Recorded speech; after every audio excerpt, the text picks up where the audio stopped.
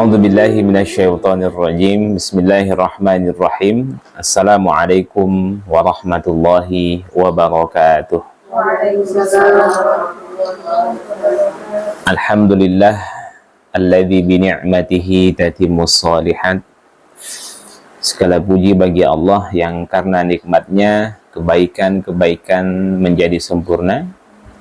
Alhamdulillah ala kulli hal. Segala puji bagi Allah atas setiap keadaan.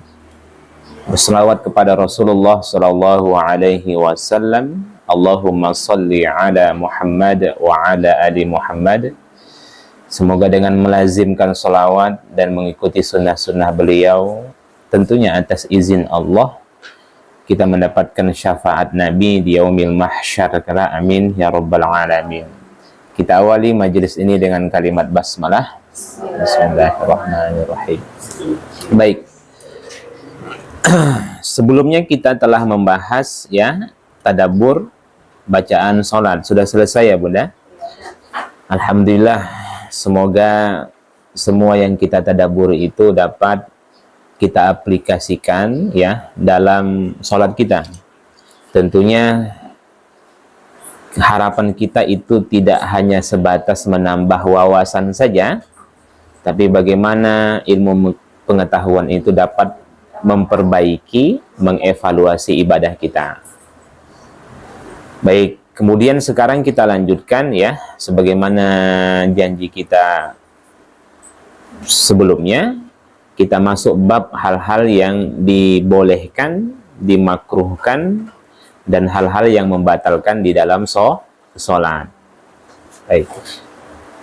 Babnya kita mulai dulu hal-hal yang diperbolehkan di dalam sholat. Hal-hal yang diperbolehkan di dalam sholat.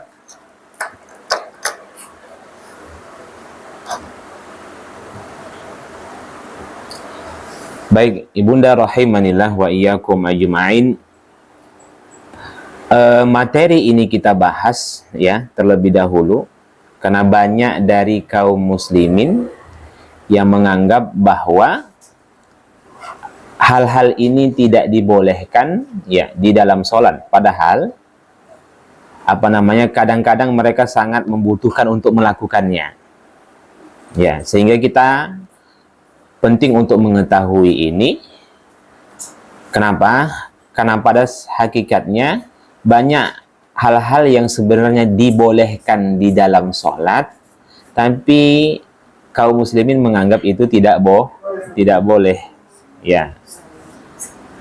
Nah, jadi mungkin ada di antara kita yang tidak melakukan ini ya, karena menganggap hal itu tidak diperbolehkan, padahal sebenarnya dalam syariat Islam diperbolehkan.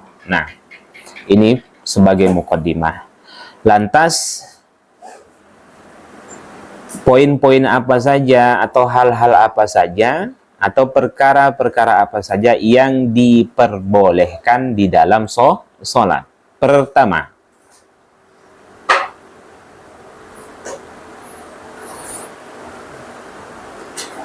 menangis atau merintih. Nah,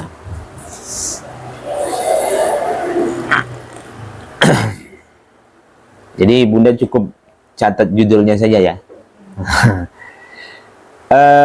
Bahwa menangis dan merintih di dalam sholat itu diperbolehkan menurut kesepakatan para ulama. Baik itu dia menangis karena takut dengan azab Allah, baik itu dia menangis karena sedang mengingat Allah, baik dia menangis karena ingat dengan dosa-dosanya di masa lalu, atau hal-hal yang lainnya.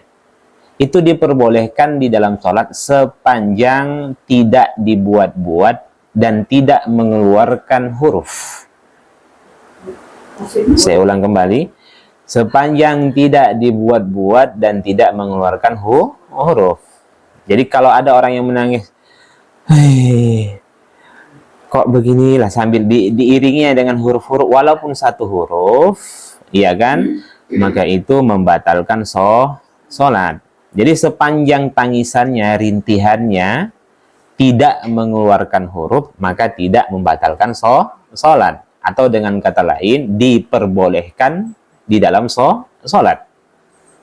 Jelas sampai sini? Kalau terisak terus. Iya, itu belum mengeluarkan huruf, Bunda. Coba dulu, biasanya ibu-ibu yang pintar nih, nangis sambil mengeluarkan huruf gitu kan. Enggak juga. Gimana? Bu Vita gimana? Coba contohkan. Itu belum. Nah, kalau meratapi sudah pasti keluar huruf. Bukan huruf lagi saja yang keluar kan. Kata-kata, bahkan dalam bentuk kalimat pun keluar kan, gitu. Jadi intinya selama tidak dibuat-buat dan selama tidak mengeluarkan huruf, tidak membatalkan sholat. Tidak seperti yang disampaikan oleh, mungkin sudah bunda-bunda nggak gabung di grup ya. Sudah saya share tuh di grup ya. Ada seorang ustazah ya yang selalu sampai paham, kan itu kan? Beliau mengatakan, saya tidak menyebut nama. Beliau mengatakan bahwasanya menangis itu membatalkan sholat. Jadi saya lihat komen-komennya dikeluarkan tuh. Mungkin banyak yang komen-komen tuh ahli ilmu kan, ahli ilmu itu banyak mengeluarkan dalil-dalil menurut mazhab, menurut Imam Nawawi, dalil Al-Quran dan Sunnah dan lain sebagainya. Beliau langsung menyimpulkan bahwa menangis itu membatalkan sholat. Memang banyak pikih-pikih yang beliau sampaikan itu tidak sesuai dengan qaulul ulama, berdasarkan hasil ijtihad sendiri ya. Baik, tidak perlu kita lanjutkan ya Bunda. Nah, dalilnya apa? Saya bacakan Bunda. Dalilnya hadis sahih riwayat Imam An-Nasa'i dari Abdullah bin Sikhiq bin Auf. Beliau berkata, ya, Ataitun Nabiyya sallallahu alaihi wasallam wa huwa yusalli. Kata Nabi, mohon maaf, Abdullah bin Sikhiq bin Auf ini mengatakan, aku menjumpai Nabi Shallallahu Alaihi Wasallam di saat beliau sedang sholat. Kemudian walijau fihi azizun ka azizil mirjal, yakni yabki. Di dadanya terdengar suara mendidih seperti mendidihnya air dalam periuk. Kebayang nggak itu Bunda?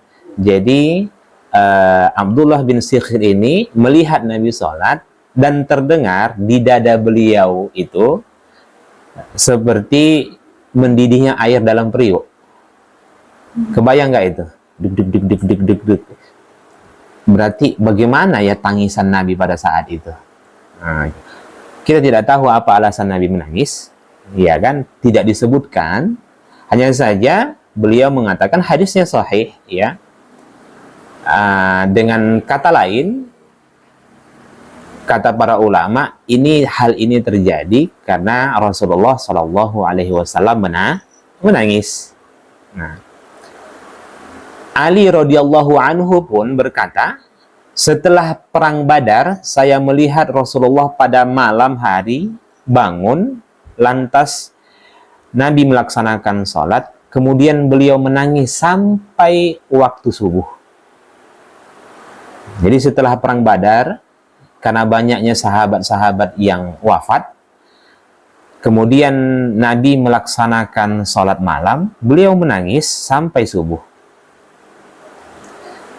Di dalam hadis yang lain juga diceritakan, sebagaimana Abu Bakar adalah sosok sahabat yang paling sering menangis di dalam sholat. Bahkan ketika Nabi Shallallahu Alaihi Wasallam wafat, semakin menjadi-jadi nangisnya Abu Bakar.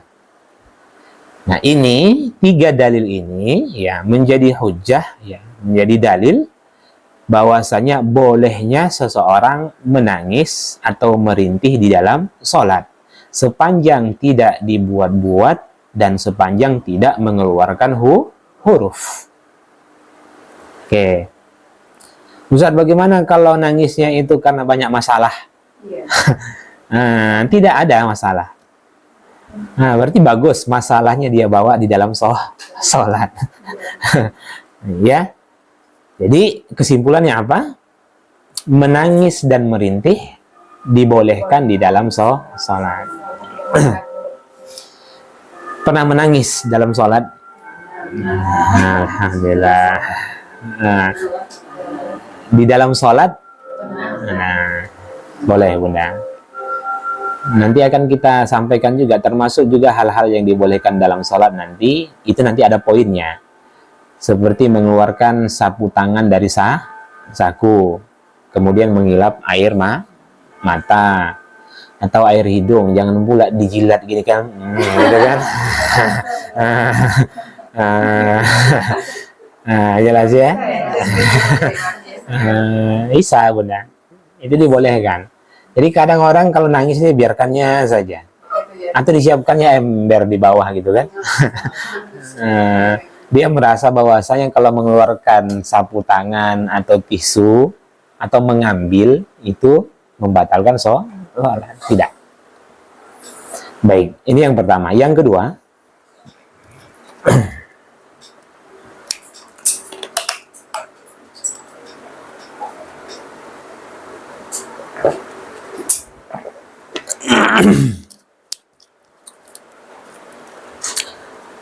menoleh karena ada sebab syar'i.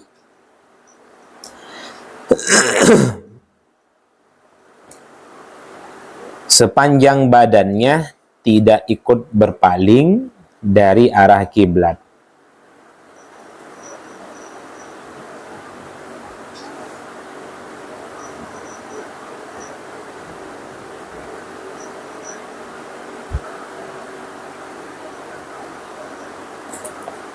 Baik.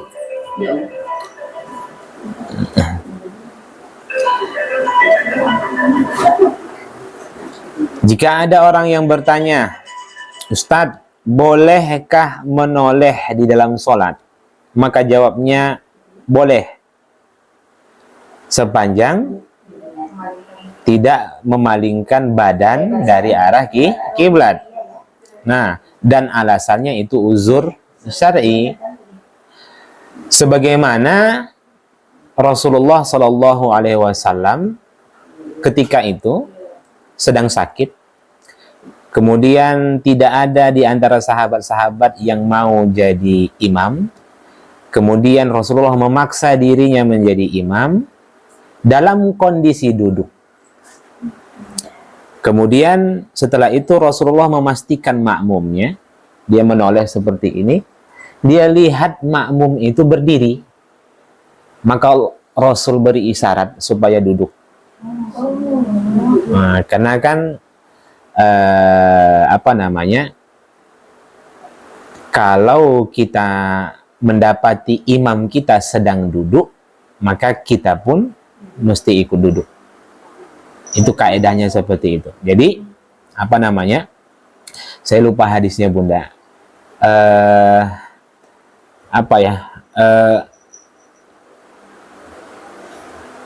Lupa saya hadisnya.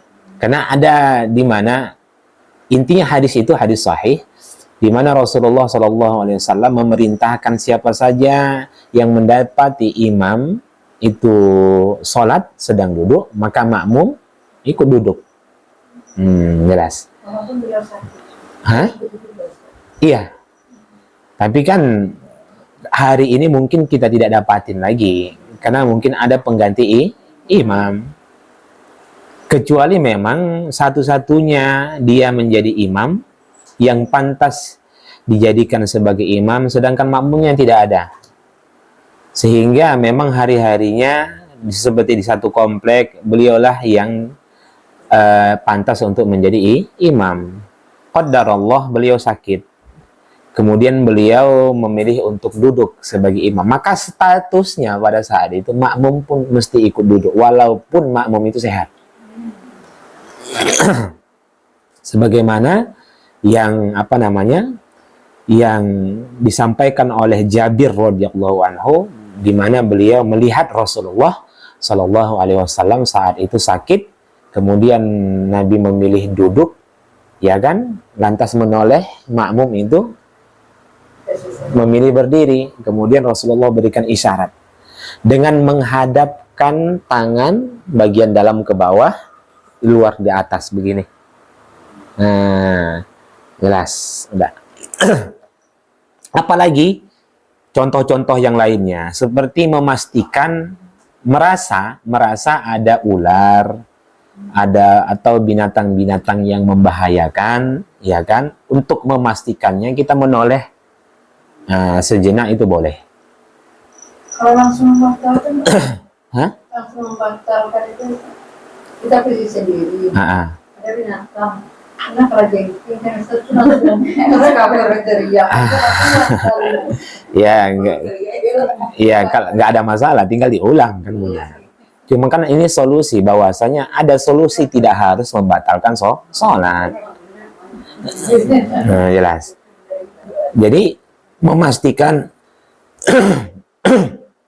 ini kalau udah masuk gorengan pagi-pagi gini Bunda jadinya. Jadi, tapi kalau tidak ada sebab syar'i itu makruh. Contohnya apa tadi bacaan baju si kawan tuh? Ya kan? Dia kan kepo pula dengan bacaan apa nama tulisan yang ada di dalam bajunya gitu kan. Tak boleh karena tidak ada uzur syar'i. Jadi kesimpulannya menoleh sepanjang badannya tidak ikut berpaling dari arah kiblat itu boleh. Tapi kalau dia sudah seperti ini, sudah membatalkan sholat. Nah, berarti yang menoleh apa? Kepala, kepala ke kanan, ke kiri. Ini termasuk melirik. Hah? Kalau melirik berarti kalau melirik itu tidak menoleh, Bunda. Boleh. Kalau kaedah asalnya kalau menoleh saja boleh, apalagi melirik. Nah, jelas. Jadi intinya apa? Menoleh karena ada sebab syar'i itu diperbolehkan di dalam sholat. Kalau kita mungkin umumnya untuk memastikan sesuatu, seperti kita memastikan ini anak kita ini jatuh atau tidak nih. Umpamanya seorang nenek yang diperintahkan untuk menjaga cucunya lagi sholat, ya kan, dia tidak memilih untuk menggendongnya, padahal sebenarnya boleh kan, ya kan, tapi dia tidak memilih untuk menggendongnya. Kemudian dengar suara-suara tek tek, ini nampaknya anak nih naik ke atas rak TV nih, ya kan, cucu saya ini atau ke kemari gitu, untuk memastikan boleh. Nah, jelas ya. Nah, ke atas nggak boleh, melihat ke atas tidak boleh. Jadi kedepannya untuk memastikan sesuatu itu boleh, daripada mengganggu kekhusukannya, ya kan, khawatir terus di dalam sholat, sehingga cepat bacaan sholatnya dan lain sebagainya, maka dia pastikan itu boleh. Oke, baik. Oke, kalau begitu Ustadz, orang yang menoleh itu apakah tidak khusyuk dalam sholatnya? Khusyuk, Bunda. Orang yang menoleh itu khusyuk. Karena orang menganggap yang dimaksud dengan khusyuk itu badan tidak bergerak sama sekali, tenang, ya kan? Tidak. Khusyuk itu adalah ada khusyuk minimal, ada khusyuk maksimal. Khusyuk minimal itu sepanjang anggota badannya itu mengikuti gerakan-gerakan sholat, kemudian dia memahami semua bacaan-bacaan di dalam sholat, fokus, iya kan? Itu sudah bagian dari khusyuk. Khusyuk maksimal itu dia merasa saat sholat itu sedang berada di hadapan Allah. Sedang melihat Allah. Kalau dia tidak bisa, tidak mampu, merasa dilihat oleh Allah, itu khusyuk maksimal. Jadi bagaimana pula sholatnya orang-orang yang lagi perang kan? Itu ada kaifiyahnya kan? Nah, kemudian bagaimana pula orang yang sholat di depan Ka'bah, melewatinya dan sebagainya, nggak sadar dia. Yang ada ingat dia masalahnya, dosanya semuanya, Bunda. Nah, iya kan? Jadi bukan masalah ramai atau tidaknya orang, ribut atau tidaknya orang, tapi masalahnya adalah hatinya, perasaannya. Kenapa di sana bisa, di sini tidak bisa? Seorang bapak-bapak marah dia bahwasanya anak-anak itu ribut dalam masjid, mengganggu kekhusyukan. Ada yang merasa tidak terganggu karena saat itu dia sedang fokus di dalam sholatnya. Nah, jelas ya. Oke. Bahkan ada yang tenang pun, kalau memang khusyuk itu, ribut itu mengganggu kekhusyukan dalam sholat, buktinya tenang pun tak khusyuk dia dalam sholat. Ada yang teringat. Hah? Berarti ya jawabannya saat itu dia sedang tidak memikirkan bacaan sholat, karena peluang untuk memikirkan yang lain itu ada. Nah, sehingga ada kan gitu. Jadi kalau Bunda fokus memperbaiki, contoh semisalnya Bunda fokus memperbaiki bacaan Al-Fatihah, ya kan, fokus saja. Alhamdulillahirobbil, teringat nasihat-nasihat guru, bagaimana cara membaca ini, kemudian apa inti, iya kan, nasihat, benar, iya kan, nasihat, iya kan, kemudian nah, jadi kemudian mentadabburi bacaan salat. Saya rasa peluang dia untuk memikirkan yang lain tidak ada. Coba nanti Bunda rasakan, siapa yang sudah pernah menjadi imam?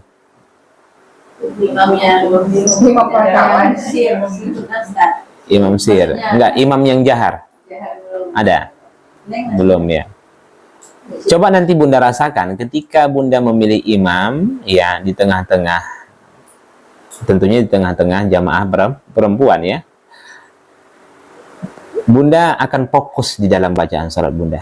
Tidak ada kesempatan lain bagi Bunda untuk memikirkan yang lain. Karena saat itu bagaimana bacaan itu maksimal, takut salah, ya kan?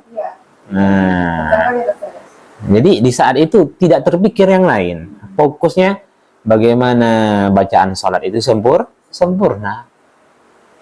Nah, itulah dia. Itu sudah khusyuk tuh. Jelas ya? Baik. Tapi karena makmum itu nggak ada beban gitu kan, bebannya nggak mentadaburi bacaan imam, ya kan. Padahal ketika imam baca Al-Quran dia diperintahkan untuk mentadaburi, ya kan.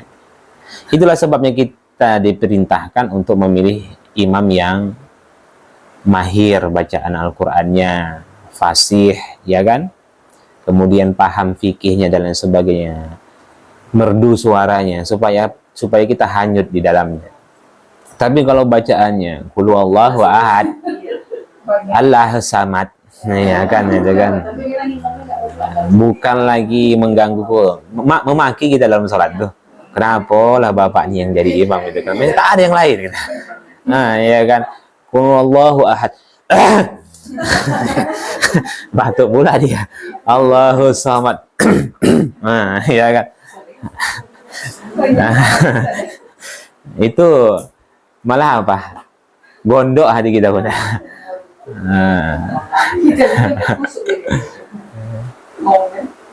Ada tuh. Iya. Di kota pun ada.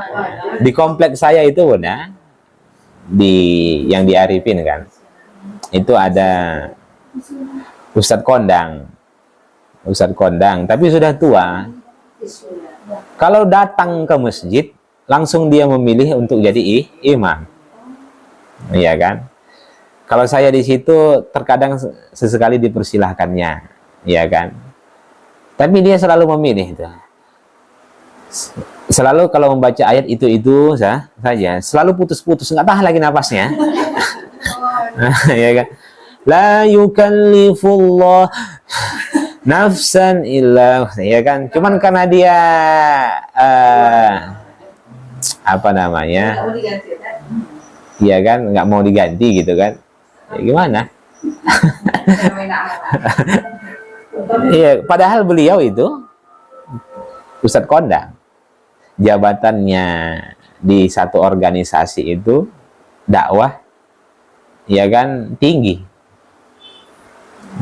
Beliau digelari Ustadz Buya Gergaji gitu kan. Jadi karena kalau sudah pantang salah di depannya, ya kan langsung tuh, kan gitu. Ada di YouTube. Hah? Ada. Ada. Nah, jadi itu udah banyak di kota pun seperti itu ya. Nah, jadi ketika hari-hari biasa dia nggak mau imam. Ini bukan ustadz itu ya, ini yang lain Bunda. Tapi masuk bulan Ramadan dia memilih untuk jadi imam. Kenapa? Karena setiap malam 2,5.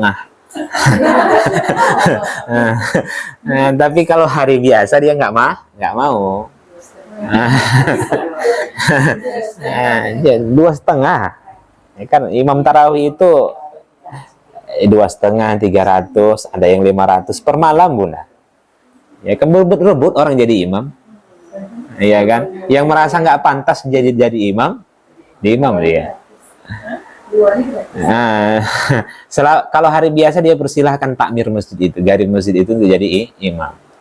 Begitu rapat panitia Ramadan, siapa imam-imam dia tunjukkan diri ini.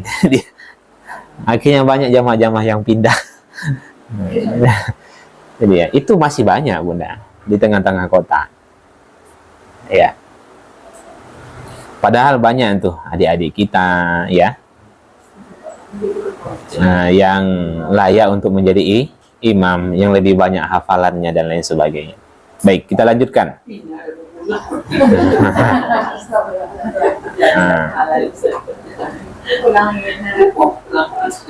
Yang ketiga,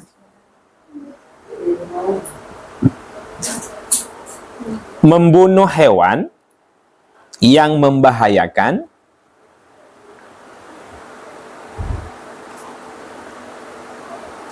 meskipun ia harus melakukan banyak gerakan ketika membunuhnya.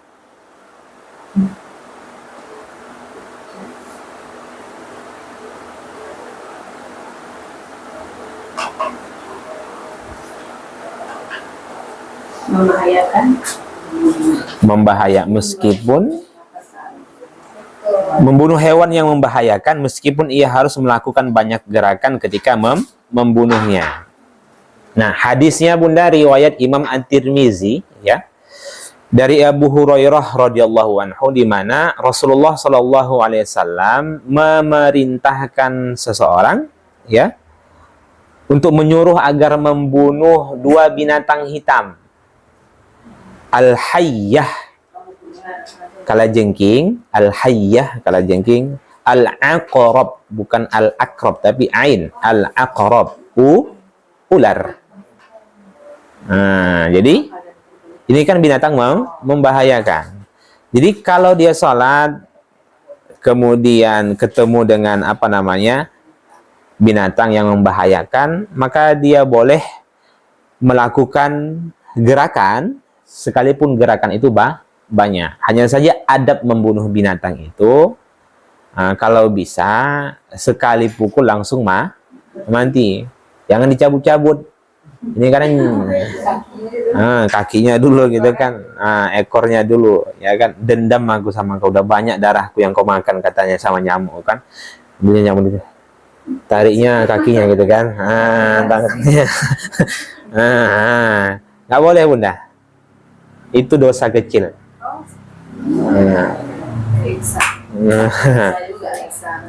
Menyiksa binatang. Cicak pun seperti itu. Kalau bisa membunuhnya sekali pukul langsung mati. Ya ibu-ibu tuh. Semprot itu wallahu alam, saya nggak tahu Bunda. disemprot baygon. Semprot baygon. Pakai raket itu gimana? Langsung mati kan? Iya. Langsung mati ya. Bakar, Iya. gitu. Kecoa gitu kan. Kemudian semprot itu kan juga demikian, Bunda. Cuman kalau ditanya mana yang lebih baik gitu kan. Kalau itu memunculkan mudarat baginya, iya kan? Iya kan, itu kan mati kan, Bunda? Iya, ya udah. Hah? Berarti kurang ampuh. Kurang ampuh. Nah, iya, ganti merek ini gitu kan. Ya kan, langsung ampuh, sekali semprot mati. Kalau lem tikus ya, kalau lem tikus kan dia kan nggak menyakiti dirinya, Bunda, hanya sebatas lengket saja. Setelah itu nanti baru dibunuh. Ini kadang orang-orang dulu tikus itu dimasukkan ke air gitu kan, tunggu sampai mati dia. Ya Allah, itu menyiksa, Bunda. Nah, jelas ya. Kayak orang itu dibakarnya kan, Hah? tikus itu kan diperangkatkan langsung dibakarnya aja tuh boleh nggak? Nggak boleh. Karena membakar kan? Boleh. Membakar itu menyiksa. Nah, oke. Iya, jadi itu menyiksa, Bunda. Jadi sama halnya seperti Bunda, cuman agak besar dia gitu kan. Kalau Bunda kan kalau udah nampak kecoa buka sendal kan, sebelah gitu kan. Nah, ya kan, nah, sampai ke sana gitu kan. Itu ibu-ibu tuh. Baik. Baik, jadi apa namanya? Intinya kalau Bu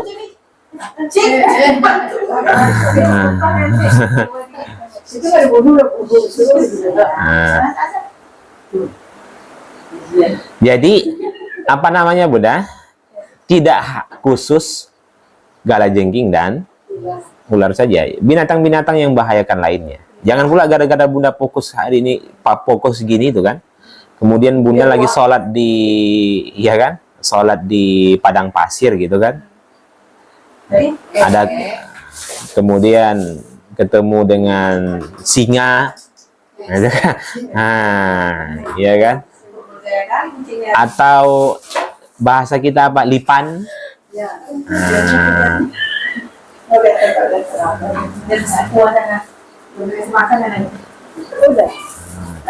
Dan lain-lainnya. Ya. Baik. Oke. Yang keempat. Berjalan ringan untuk keperluan sholat.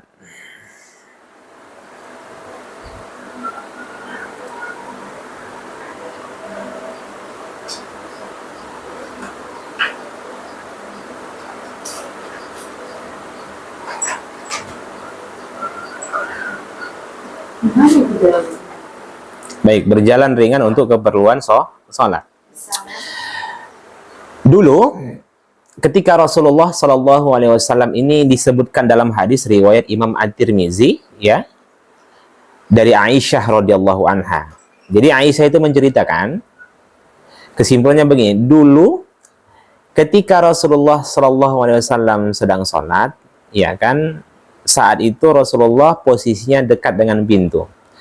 Aisyah meminta pintu rumah untuk dibukakan. Maka Rasulullah SAW saat itu sedang sholat, berjalan ringan menuju pintu tersebut, membuka dengan kondisi tidak membatalkan sholatnya. Artinya kembali ke tempat sholat.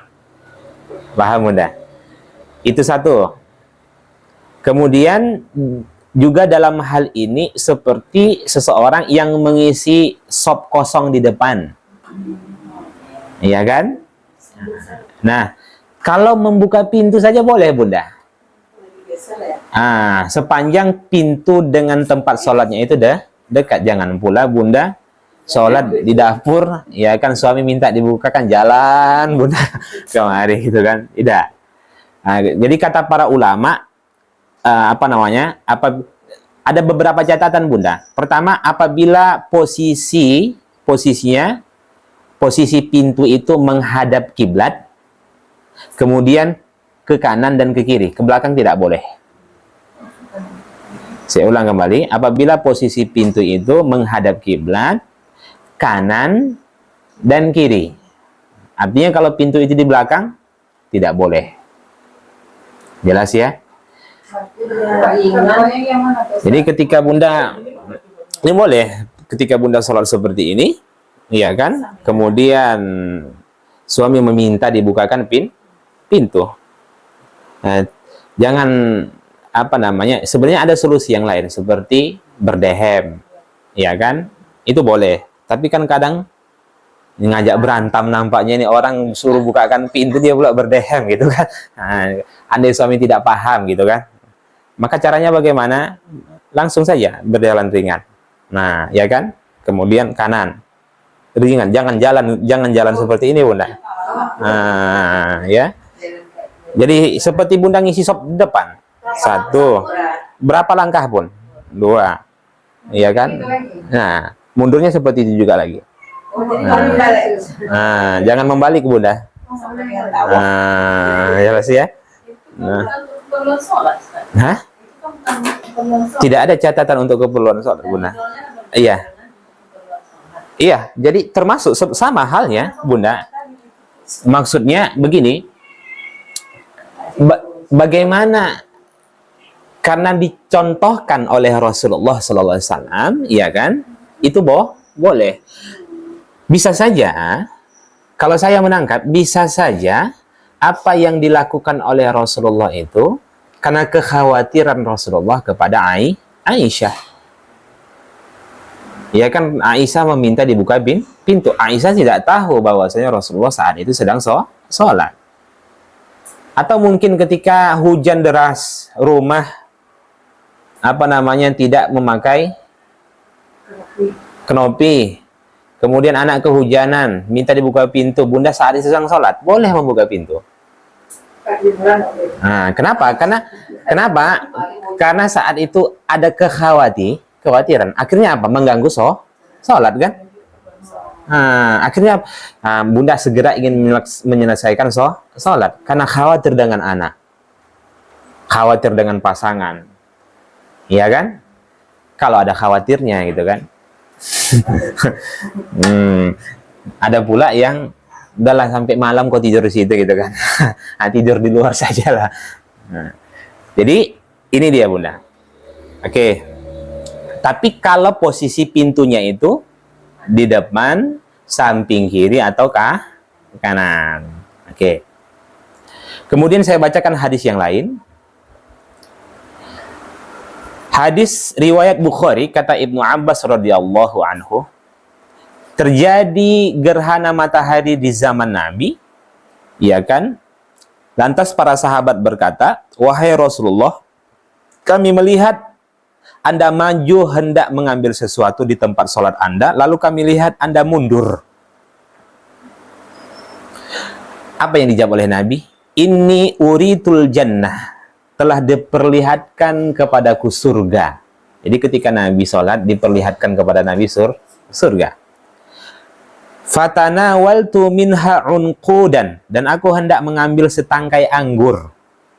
Walau akhadtuhu, kalau saja aku berhasil mengambilnya, la akaltum minhu ma baqiyatid dunya, tentu kalian akan ikut memakannya dan tetap ada sampai dunia habis. Maksudnya membicarakan tentang buah anggur yang ada di dalam surga tersebut. Itulah yang menjadi sebab ketika Nabi SAW sholat, Nabi mundur, Nabi maju, kemudian Nabi mundur. Nabi ingin memetik buah anggur yang ada dalam surga itu. Ternyata tidak bisa. Jelas Bunda. Nah, contoh-contoh yang lainnya apa? Ya seperti mengisi sop yang kosong. Atau ketika Bunda lagi sedang sholat, Bunda menjadikan punggung seseorang itu menjadi sutra di dalam masjid. Kan biasa tuh kan? Ini punggung seseorang, lagi duduk dia, kemudian kita sholat di belakangnya. Kemudian begitu kita sholat, ya kan? Dia pergi. hilang dong sutrahnya kan. Kemudian berhubung di depan Bunda ada tiang atau hijab, Bunda memilih untuk maju ke depan, menjadikan tiang itu menjadi sutrah. Itu boleh. Jadi jangan biarkan situ sholat Bunda tanpa sutrah. Karena sebagian ulama mengatakan sutrah itu sunnah, sebagian yang lain mengatakan sutrah itu wajib. Keluar dari ikhtilaf itu, maka dalam bentuk kehati-hatian, sholat itu mesti ada sutrah. Jelas ya? Jadi kondisi seperti itu, kadang kita melihat ada di masjid, begitu sholat masbuk dia kan, pergi orang gitu kan. Jadi kosong melompong itu di depan. Orang lewat saja. Padahal dia bisa maju ke tiang itu. Nah, itu boleh. Berapapun langkahnya. Jelas ya?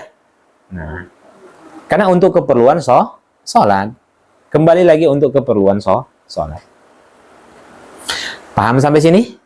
Nah, selama ini orang menganggap aneh gitu kan? Itulah kenapa ini kita sebutkan. Karena selama ini orang menganggap hal-hal yang seperti itu fokusnya apabila terjadi 3 kali gerakan, ya kan, dalam mazhab Syafi'i, ya kan, tapi tidak ada tambahan yang lain. Padahal 3 kali gerakan itu adalah bergerak tanpa ada tujuan. Paham ya? Itu pun dalam mazhab Syafi'i.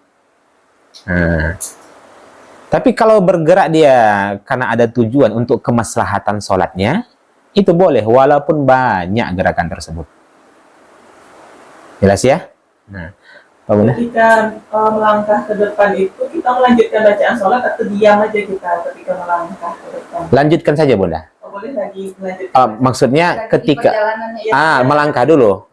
Melangkah dulu, baru nanti lanjutkan. Jangan sambil baca Al-Fatihah, Alhamdulillahirabbil alamin, Ar-Rahmanir-Rahim. Nah, ya diam saja. Ya sama halnya ketika kita mengisi shop, ya kan? Kalau Bunda lihat shop Bunda merenggang, ya kan, kosong ke kanan, maka isi, jangan biarkan saja. Di depan juga seperti itu. Tapi kalau shop kosong di belakang, jangan mundur ya. Nah, nanti makin kosong di depan kan gitu. Jadi itu kejadian banyak tuh. Dan mereka tidak tahu solusinya bagaimana. Mereka malah melanjutkan sholat dalam kondisi tidak ada sutrah.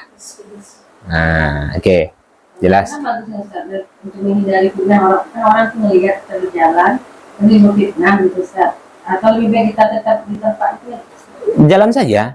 Iya. Karena tolak ukur baik dan buruk, enggak. Kalau tolak ukur baik dan buruk itu hukum Allah. Nah, kalau tolak ukur baik dan buruk itu hukum manusia, sampai kapanpun kita nggak akan pernah baik. Si A ngomong ini ke kita, si B ngomong ini. Jadi saya mau ikut si A atau si B gitu. Jadi tolak ukur baik dan buruk, salah dan benar itu Allah. Nah, intinya itu Bunda. Terkadang itu perasaan kita saja, iya kan? Terkadang itu perasaan kita saja. Kalau orang menganggap, ya orang-orang yang lain menganggap itu biasa. Mungkin orang awam mengatakan, oh bisa ya seperti itu, malah menjadi menambah wawasannya, iya kan? Kadang banyak hukum-hukum ini bergantung pada perasaannya, padahal orang lain tidak seperti itu. Kemarin ada yang bertanya, Ustadz, saya ingin haji, tapi diskusi sama suami ingin mengadakan walimah syafar. Buat atau tidak? Ya kan? Mau buat, mau tidak, saya bilang aja kayak gitu kan. Tapi, iya kan? Tapi, lebih baik tidak. Nah, saya menganjurkan lebih baik tidak. Nah, kenapa? Ada beberapa alasan. Karena anggaplah haji itu seperti sholat tanpa ada ritual ya sebelum dan setelahnya. Ya pulangnya nggak ada masalah Bunda. Pulang pun juga sepanjang dia bisa menjaga niatnya. Tapi kan susah sekali untuk menjaga niat ketika mengundang seseorang kan. Apalagi buat undang dalam rangka walimah safar gitu kan. Apa tujuannya? Kalau memang niatnya itu benar-benar ingin bersedekah, bisa saja dia kasihkan makanan kotak ke orang lain, ya kan? Itu dia. Jadi lebih baik, kalaupun ada yang mengadakan seperti itu ya boleh-boleh saja, tapi saya lebih menyarankan untuk menjaga. Nah, itu kan. Jadi ini kan lagi musim apa namanya kan? Ini itu kalau kearifin kita sudah padat aja sekarang nih kan. Jadi banyak yang buat walimah seperti itu. Maka untuk menjaganya kan. Nah, Ustadz, bagaimana kalau acara makan-makan saja, nggak perlu pakai acara-acara kata sambutan gitu kan dan lain sebagainya, acara baca Quran dan lain sebagainya, sama saja Bunda kan buat surat undangan kan, dalam rangka walimah safar ya, sama saja jadi kan susah udah. Dan memang ulama-ulama kita menganjurkan juga agar tidak melaksanakan yang demikian kan. Kita diperintahkan untuk sedekah, dan sedekah itu tidak harus umroh dan haji saja, tapi untuk safar-safar yang lainnya. Karena salah satu tujuan dari sedekah itu untuk mempermudah segala urusan kita kan itu. Nah, jadi terus bagaimana kalau berlanjut pula? Saya ini haji yang ketiga Ustadz gitu. Nah, saya bilang ngapain ibu haji lagi gitu kan? Nah, alhamdulillah, iya kan? Zolim. Orang kalau haji yang kedua, memang hukumnya itu asalnya itu sunnah, tapi bisa berubah menjadi mubah, bisa dia berubah menjadi makruh. Ya, dengan beberapa alasan. Kalau dulu itu karena kepadatan jamaah itu tidak seperti yang sekarang. Sedangkan orang-orang yang berhaji itu sekarang sehingga besar kemungkinan dia ikhtilat kan itu. Di sisi lain, ketika dia ingin haji yang kedua kali, itu akan mengurangi kuota bagi orang-orang yang nggak berangkat haji. Jadi maslahah mursalahnya tidak ada di situ. Nah, sedangkan diwajibkan haji itu sekali ya sudah, sekali aja. Ustadz, bagaimana kalau haji saya itu yang lalu-lalu itu ternyata tidak sempurna? Allah yang tahu. Iya kan, kalau tidak sempurna ternyata setelah saya pulang baru tahu saya itu salah, maka ada namanya di dalam syariat Islam, sepanjang dia ikut manasik, kemudian mencari tahu kebenaran melaksanakan haji itu, kemudian ternyata setelah pulang ada kekeliruannya, maka dianggap sempurna hajinya karena kekurangannya. Nah, paham ya Bunda? Jadi itu mudahnya Islam itu. Jadi jangan menganggap karena tidak sempurna ingin berangkat lagi gitu kan. Nah, lebih baik uang haji itu dia gunakan untuk umat. Kan lebih besar manfaatnya. Hablum minan nasnya. Sedangkan dalam Islam kita diperintahkan bukan hanya untuk memprioritaskan amalan kita, hablum minallah kita, tapi bagaimana amalan itu juga sampai bermanfaat buat orang lain. Intinya Islam mengajarkan kita memperbanyak amalan-amalan yang manfaatnya tidak hanya untuk diri sendiri, tapi juga untuk orang lain. Kalau dengan modal 30 juta, berapa fakir miskin yang bisa dia bantu? Tapi bagaimana Ustadz kalau ternyata saya tetap sedekah membantu fakir miskin, tidak melupakan itu, tapi saya berangkat haji tetap zalim juga. Kenapa? Karena gara-gara dia orang-orang yang naik haji itu tertunda. Iya kan? Nah, itu dia. Kalau umroh kan?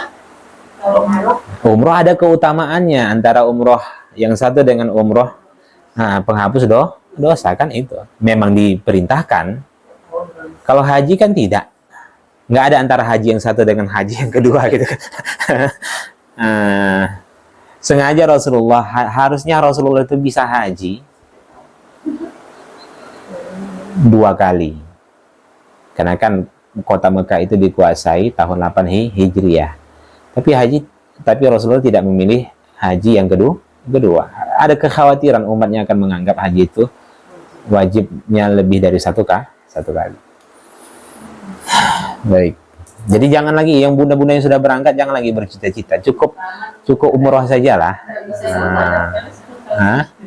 Mana tahu haji bless. Atau haji furoda kan? Iya kan? Hari ini banyak waktu nggak? Kalau banyak waktu habis bahas hari ini aja baru saya tanya, ada pertanyaan gitu di luar ini. Kalau nggak banyak waktu mau nanya sekarang, tapi nggak sempat gitu. Boleh bunda, silakan. Sekarang? Iya, silakan. Iya. Kan saya kerja dulu Ustaz 10 tahun yang lalu nih. Baru kepikiran sekarang. Jadi bos tuh suruh saya bukan suruh saya ngutang. Oke. Ngutang ATK, nggak tulis. Terus tapi atas nama perusahaan gitu, Ustaz. Saya bagian administrasi, jadi saya yang tanda tangan gitu kan. Terus nyicil. Yang berarti bayar cicilan perusahaan. Ya, bukan saya. Gitu, karena saya bagian administrasi, jadi saya ngurus gitu, Ustaz. Jadi nyicil bulan pertama gitu kan, Ustaz. Selanjutnya lagi nggak ada uang, kata ibu tuh. Nanti dulu katanya. Gaji saya juga nggak dibayar, banyak juga yang nggak dibayar gajinya kan, Ustaz. Akhirnya saya nggak kerja lagi di situ. Terus bulan kedua nggak juga. Akhirnya kan saya pindah nih, Ustaz, berhenti. Sampai sekarang nggak dibayar hutang tuh, baru ingat, Ustaz. Gimana, Ustaz? Itu kan hutang perusahaan, bukan hutang pribadi. Iya, ada tanda tangan saya, Ustaz, sebagai administrasi di situ. Iya, nggak ada masalah, Bunda. Enggak. Akadnya kan utang perusahaan kan, bukan utang pribadi. Bukan, itu ya, udah. dari kemarin pusing kepala mikirnya, Ustaz. Ada sekitar 2 jutaan lagi yang belum terbayar sampai sekarang. Terus mau saya cari, udah bayar. ATK-nya, kantornya tempat saya ngambil itu nggak ingat lagi yang mana, Ustaz. Arsip-arsip tuh nggak ada lagi gitu kan, dimana saya mau carinya. Kalau misalkan ada lagi buktinya, mau saya temui bos itu masih ada kan, saya tahu alamatnya, mau saya minta diselesaikan aja. Kalau misalnya enggak, saya bilang aja sama pemilik toko itu, kalau ini kan bukan saya gitu, tolong jangan saya yang bebaskan saya dari kerjaan. Kan di awal Bunda yang ngutang siapa? Perusahaan. Bunda tanda tangan sebagai apa? Saksi. Sebagai administrasi. Ya sudah, nggak ada masalah. Nggak masalah, Ustaz.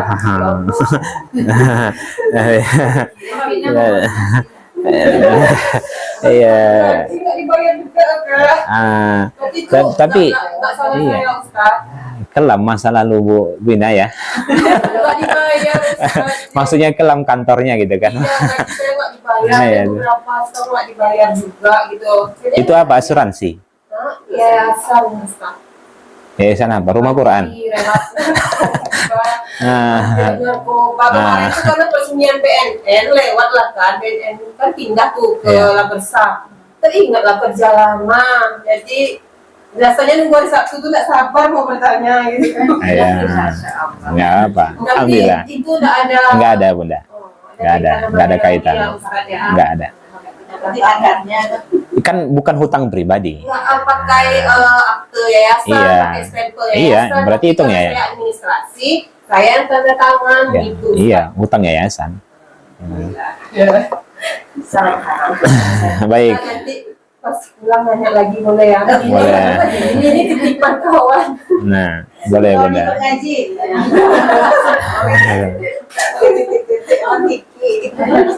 Baik. Lanjut, yang ke 5. Menggeser atau mengambil untuk keperluan sholat.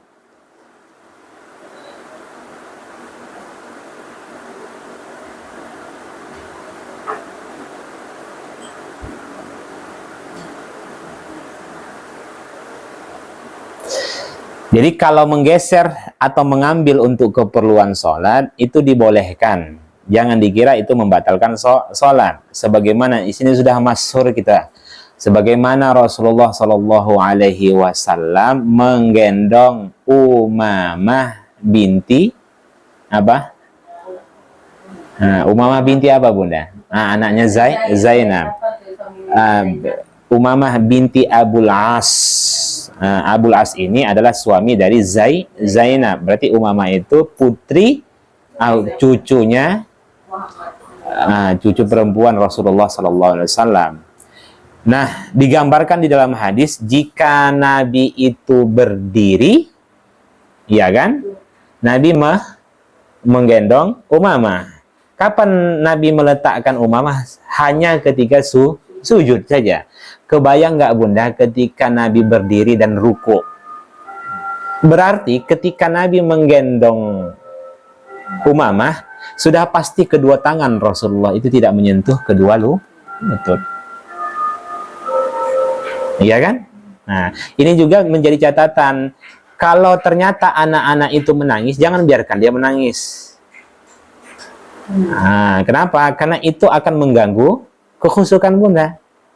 Ya kan? Yang ada Bunda ingin segera selesai menyelesaikan sholat. Caranya bagaimana? Ya gendong saja. Mungkin dengan digendong anak tersebut atau cucu tersebut, dia akan diam. Nah, termasuk juga seperti mikrofon jatuh. Ini sering itu kan, mikrofon yang pakai kabel tuh, ya kan, kalau sebatas ini saja nggak ada masalah. Biasanya itulah sebabnya berpindah tanpa kabel kan. Kalau dulu kan masih pakai kabel tuh, kadang terpijak sama imamnya, jatuh, dibiarkannya aja gitu. Nah, takut dia kalau ngambil batal, itu salah. Ya ambil saja, karena itu untuk keperluan sholat. Nah, apalagi contoh-contoh yang lain di sini, termasuk juga ketika Nabi SAW melaksanakan sholat zuhur, cucunya Hasan dan Husain itu main-main di tempat sujud Nabi, hingga akhirnya Nabi itu selalu menggeser-geser sholatnya. Nah, itu sama seperti anak saya. Kalau saya sholat melintang dia udah. Nah, pas sholat pula dia kayak gitu. Kita boleh geser Nah, aja. geser aja kita Bukan Bunda. anak yang kita Nah, geser. boleh solusinya menggeser, boleh, atau kita menggeserkan kita boleh, terserah yang mana. Nah, ya kan? Kalau ada Nah, tapi kalau saya memilih lebih baik menggeserkan kan, tidak repot kan? Nah, ya kan? Jadi sudah kemari kita, ya kan? Datang lagi dia. Nah, dibuatnya situ Bunda apa? Bantal langsung. Nah, bantal. Nah, depan kita sholat dia tidur kan. iya, jadi geser saja. Dalam hadis yang lain, ketika Rasulullah SAW itu sujud, Hasan dan Husain itu naik ke punggung beliau. Sampai-sampai lama kali Nabi itu sujud. Nah, kenapa? Karena menunggu turun, takut jatuh. Nah, itu boleh. Baik. Nah, kita lanjutkan. Yang keenam. Memberi isyarat untuk menjawab salam.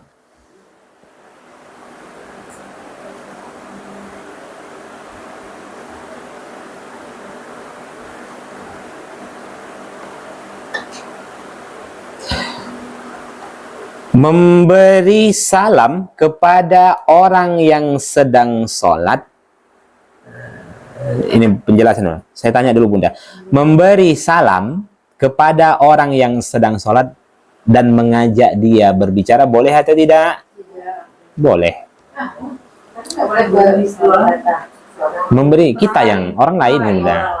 Memberi salam kepada orang yang sedang sholat dan mengajaknya berbicara, boleh. Boleh. Boleh. Tapi orang yang sedang sholat jangan menjawab salam. Cukup isyaratkan. Dengan apa? Dengan tangan. Bisa juga dengan berdehem. Nah, jelas ya? Tangannya tetap seperti ini Bunda. Jadi isyarat itu seperti ini. Nah, ya. Paham ya? Hah? Kanan, tangan kanan. Nah, tergantung yang mana yang ada tangannya. Ke bawah ya saya. Iya. Begini nggak apa. Boleh, tidak ada larangannya Bunda. Yang penting mengisyaratkan dengan tangan. Jadi, umpamanya ketika suaminya lagi buru-buru, ya kan? Dek, itu kunci abang taruh di atas rak TV. Nah, ya, itu kan memberitahu kan, supaya nanti istri selesai sholat Nggak carian. Nah, itu dia. Atau yang lain-lainnya. Itu salah tempat arah kiblat itu salah, bro. Nah, ya kan. Nah, kiblat ke sana dia ke sana gitu kan.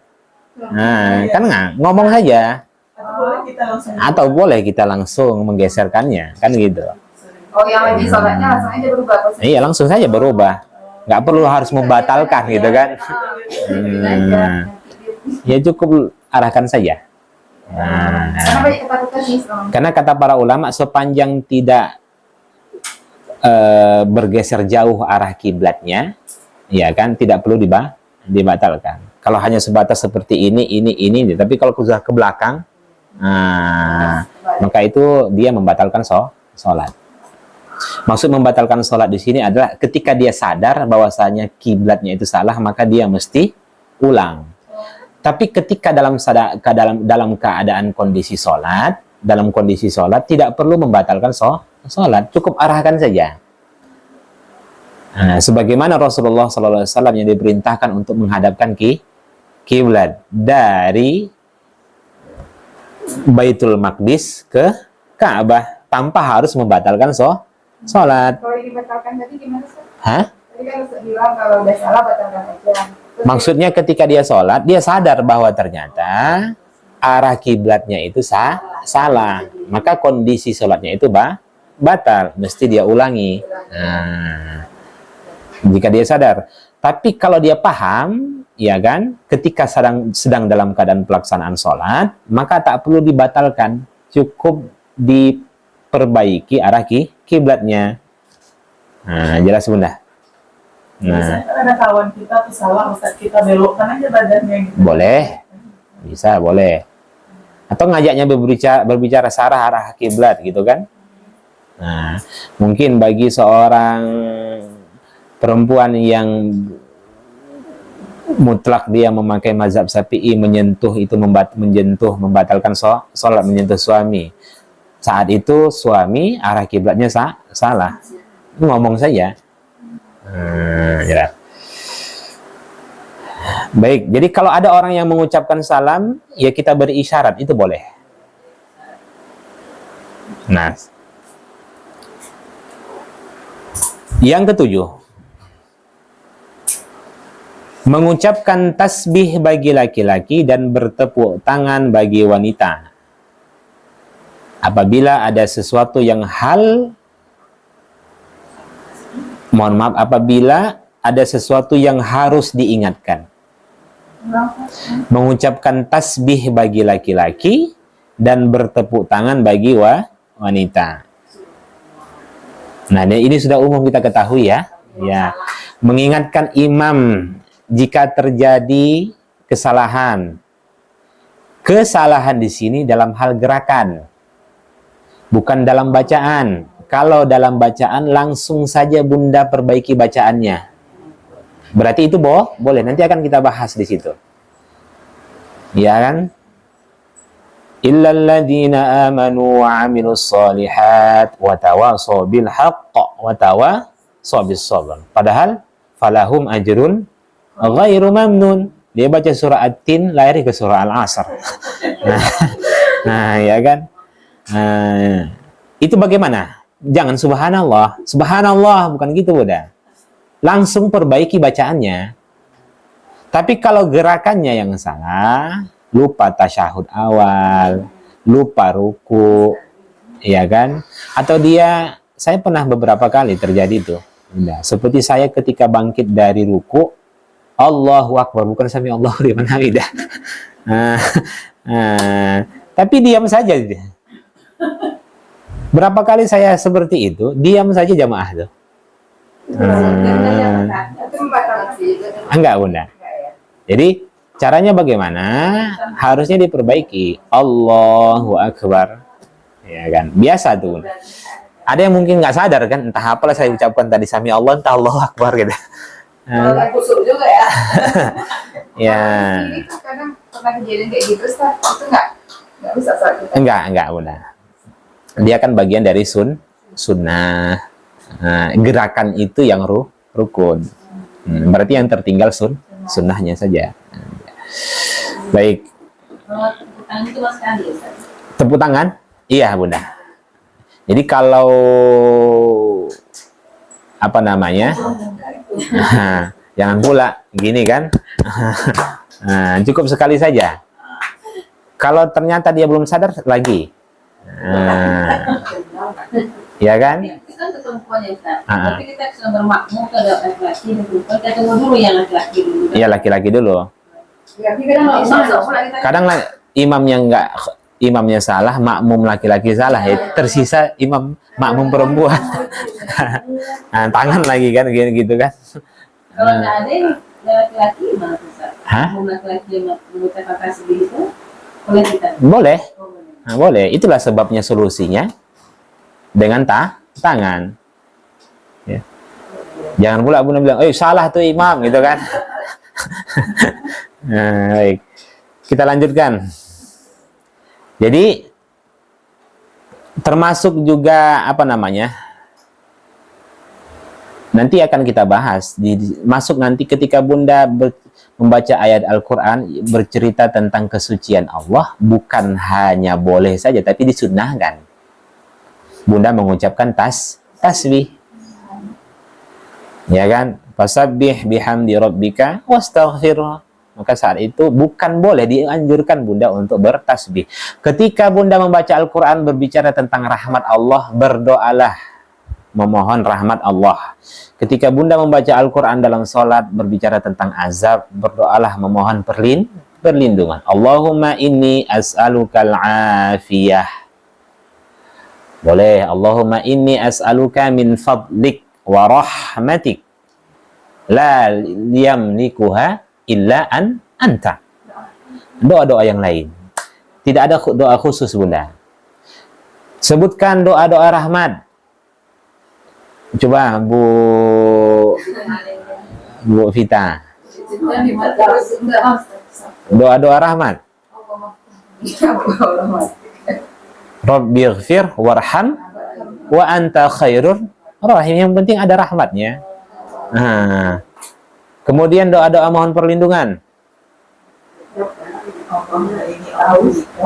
Min adabi jahannam wa min adabil. Kan kalau sudah bercerita tentang azab, mohonlah perlindungan kepada Allah. Kalau bercerita tentang rahmat, mohonlah rahmatnya. Kalau bercerita tentang kesucian Allah, bertasbihlah. Itu sunnah. Tapi saya nggak tahu Ustadz yang mana yang saya baca itu tentang rahmat, tentang azab. Selesailah sudah. Nah, ya kan? Yang penting saya baca saja gitu. Ya, tentu dia tidak akan bisa mengaplikasikannya. Sama halnya, bolehkah membaca basmalah di tengah-tengah surah? Boleh, kalau diawali dengan rahmat. Tapi kalau diawali dengan azab, maka tidak boleh diawali dengan Bismillah. Berhubung orang-orang awam itu tidak tahu ketika dia membaca Al-Quran di tengah-tengah surah itu bicara tentang rahmat atau azab, maka dalam bentuk kehati-hatian tak usah baca basmalah. Tapi hukum asalnya boleh. Paham ya? Karena mungkin selama ini orang menganggap cukup ta'awuz itu sekali saja, ya kan? Bismillah ketika di awal surah, di tengah-tengah surah tak baca bismillah. Boleh baca bismillah, akan dianjurkan ketika berbicara tentang rahman. Cuman perlu kita jelaskan, kita tidak tahu yang mana nih ayat-ayat bercerita tentang rahmat. Maka dalam bentuk kehati-hatian tak usah baca basmalah ketika memulai membaca Al-Quran di pertengahan surah. Jelas ya? Oke. Baik, kita lanjutkan. Yang ke 8. Tahu saja lah ya. Boleh, Bunda bertaus boleh. Tahu saja bismillah. Kadang kan halaman 1 selesai, bisa menyambung ini kan di tengah tuh. Iya. Tapi bismillah. Tahu saja. Tapi kalau Bunda baca terjemahnya, oh tentang karunia, tentang cerita surga, ya kan, maka baca bismillah. Karena sesuai tema bismillah itu dengan ceritanya. Makanya surah At-Taubah itu tidak diawali dengan bismillah, karena semuanya di situ tentang bicara tentang murka, tentang kehidupan orang-orang kafir dan lain sebagainya. Nah, Baik, yang ke-8, mengingatkan imam ketika lupa bacaan suatu ayat.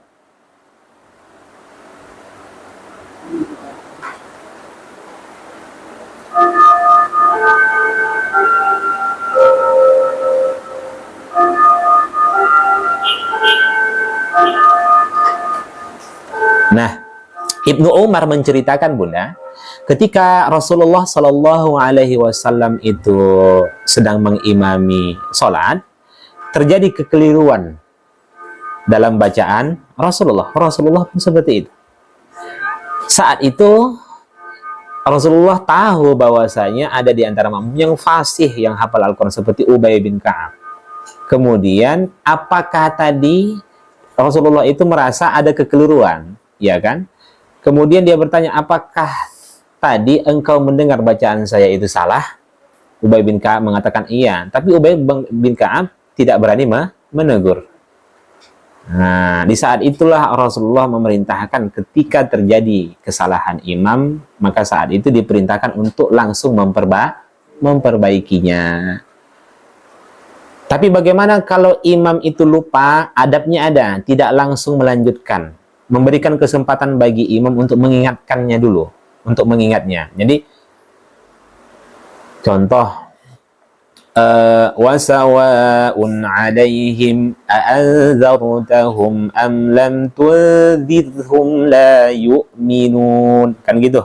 Apa lanjutannya ya? Ya kan? Lupa dia. Tapi jangan langsung dilanjutkan oleh makmum. Berikan kesempatan bagi imam dulu untuk mengingat.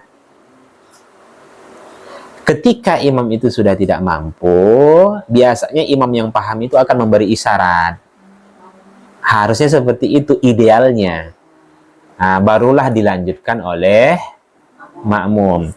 Tapi manakala bacaan imam itu terjadi kesalahan dalam mengucapkan harokat, ya kan, dalam memilih kata, ya kan berubah jauh gitu contohnya.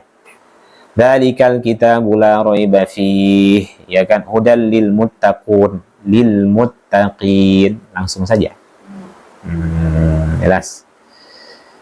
Oke, baik, kita lanjutkan. Yang ke-9. Jadi jangan Bunda sebagai makmum itu biarkan sajalah imam itu salah. Nah, rasanya tadi bacaannya itu salah, tapi Bunda nggak berani membenarkannya. Harusnya ini kondisinya ketika imamnya perempuan, ya. Bagaimana ketika tidak ada yang membenarkan? Ya, caranya Bunda tidak membenarkan dalam bentuk bacaan, tapi dalam bentuk tepuk tangan. Jelas. Tapi rasanya tidak kita dapatkanlah yang seperti itu ya. Jelas ya. Nah, baik, yang ke-9, membaca hamdalah ketika bersin.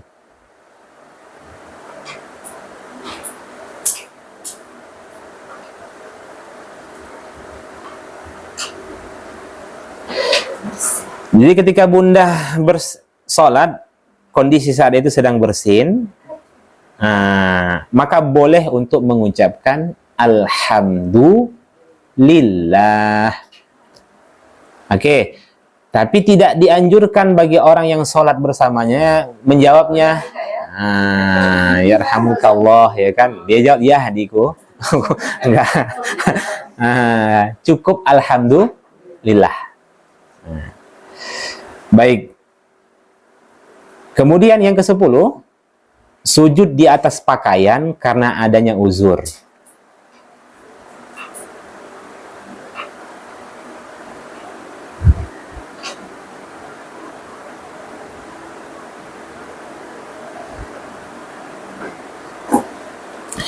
Ibnu Abbas menceritakan bahwasanya Rasulullah Shallallahu Alaihi Wasallam pernah mengenakan sehelai baju yang ujungnya digunakan sebagai alas untuk sujud. Karena saat itu cuaca sangat dingin sekali. Nah, paham ya Bunda?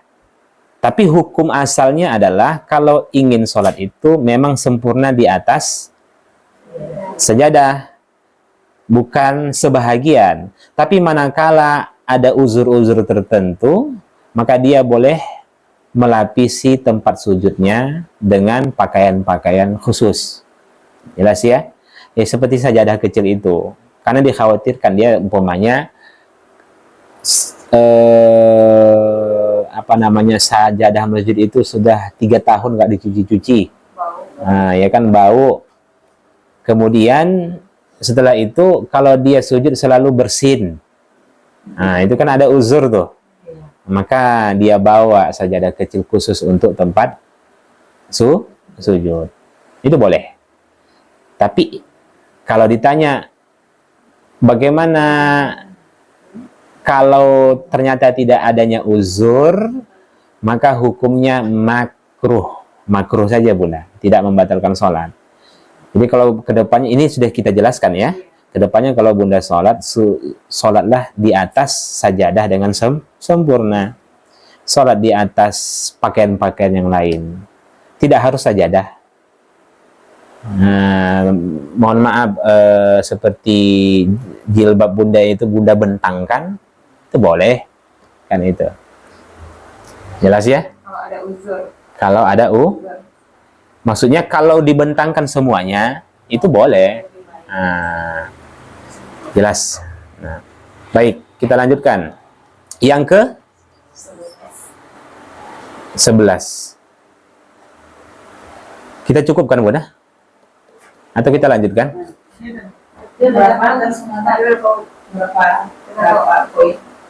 Berapa poin? Banyak Bunda.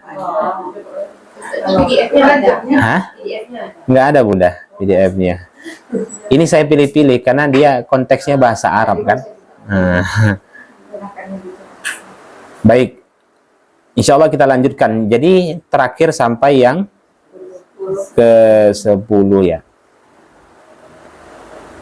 Ada tambahan dari Ibnu Qayyim Al-Jauziyah tentang hal-hal yang diperbolehkan di dalam sholat. Dan nanti akan kita bahas pertemuan selanjutnya. Baik, ada yang ingin tanyakan? Berarti yang melipat kan menggeser keluar-keluar, kalau sajadah kelipat itu digeser. Apa Bunda? Sajadah kelipat, digeser kan. Untuk apa? Kalau lagi sholat, kelipat. Boleh. Tapi kalau ujungnya saja terlipat nggak mengganggu tempat sujud Bunda gitu. Kenapa alasannya kurang estetik Ustaz gitu?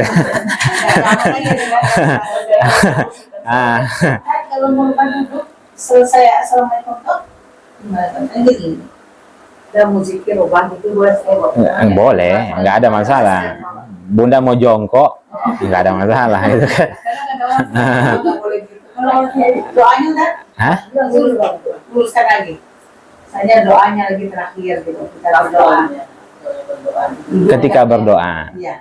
Boleh berdoa dalam keadaan duduk, boleh berdiri juga, Bo. Bukan kakinya sembarang aja. Sembarang saja. Yang penting yang menjaga marwah lah. Ya. Nah, jangan pula begini Bunda kan mengangkang gitu kan.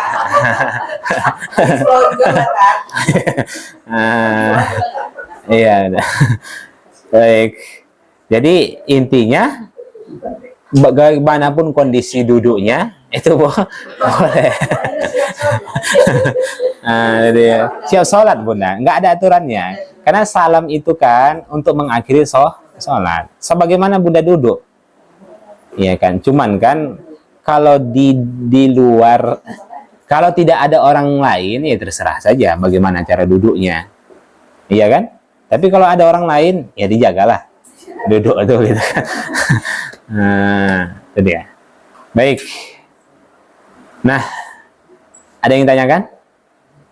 Minyaknya Bu. Kalau panas. Iya Bunda, silakan. Titipan nih udah dijawab sama saya sedikit, tapi takut salah nih dari Ustaz ya. Silakan Bunda. Nanti ya, Ustazah itu anaknya sendiri.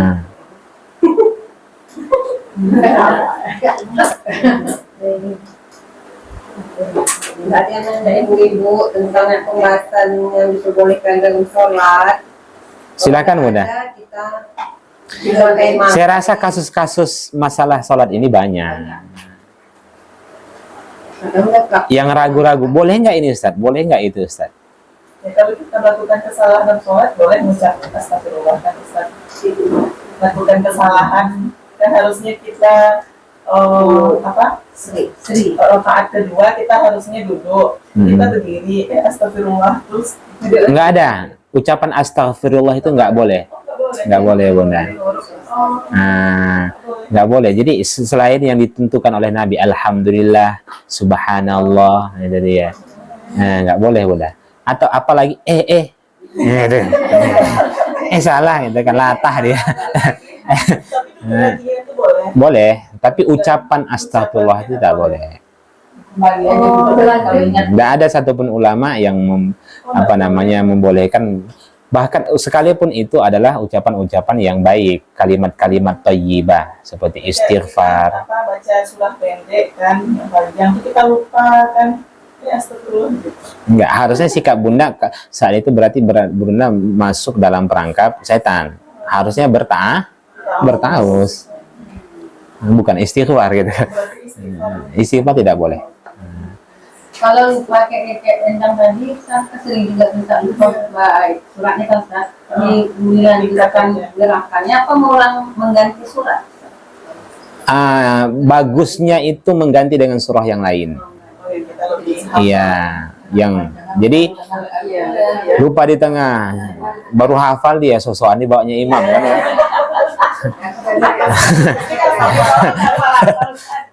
Iya kan. Jadi sholat fardu pula kan. Nah, kalau sholat sunnah masih bisa gitu kan. Masih bisa Bunda. Lupa tadi Bunda ambil Al-Quran itu. Kebetulan di samping Bunda. Bunda buka. Sholat sunnah. Itu kan untuk keperluan sholat. Tapi kan ini kondisinya dalam sholat fardu. Jadi jangan menganggap lupa tadi saya itu. Jadi itu kasus tuh Bunda. Orang kalau lupa bacaan dalam sholat, membaca ayat Al-Quran, dalam sholat sunnah, ambil Al-Quran itu. Sepanjang masih ada di sampingnya, di depannya. Buka saja, apa lanjutannya tadi. Jelas. Tapi kalau dalam sholat fardu tidak boleh. Nah, caranya bagaimana? Ganti dengan surah yang lain. Ya kan? Semalam saya sudah hafal surah An-Naba gitu kan. Amma yatasa'alun 'anin naba'il 'azim. Ini wa ja'alna al-laila libasa atau wa ja'alna an-nahara ma'asha nih. Mana ini? Ya kan. Ya kan. Mana ragu gitu kan. Ragu kali ya kan, maka ganti saja surah yang lain. Ya kan. Allah SWT boleh. Cari aman boleh. Jelas. Apa lagi yang lain? Maka cara terbaik untuk mengulang hafalan itu memang dalam sholat. Memang. Tapi praktekkan itu dalam sholat sunnah. Bagi Bunda yang dalam keadaan mamnu, buka saja mushaf itu. Jika memang Bunda terbiasa dengan mushaf tanpa terjemah dan lain sebagainya, kemudian saat itu Bunda menghafal Al-Quran, Bunda mamnu, ya kan, buka saja Al-Quran itu. Tapi pakai alas. Adabnya pakai alas, kan begitu. Kalau memang tak ada alas ya buka saja, nggak ada masalah. Karena Imam Syafi'i juga, dalam mazhab Syafi'i dibolehkan karena adanya uzur. Karena nggak mungkin dia harus menunggu suci. Iya kan? Baru sehari saja lupa, apalagi nunggu 8 hari gitu kan. Ya, jelas ya udah. Ada yang lain?